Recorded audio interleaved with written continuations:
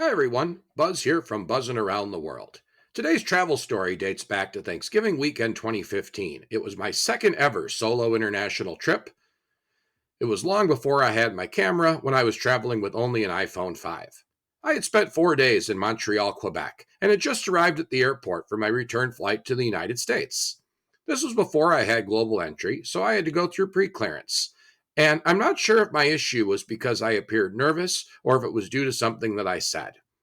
I walked up to the border agent and said, "Good evening, sir," and I was greeted with, "Passport, please." I gave him my passport, and he said, "What brings you to Canada?"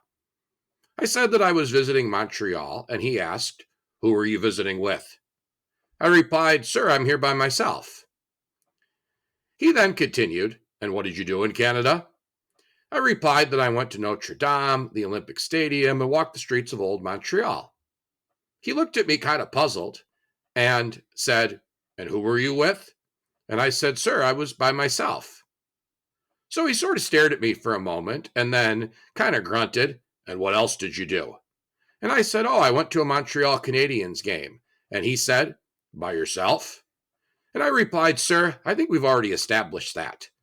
At this point, he turned a bit red and said, "Do you think this is funny? This is no joking matter."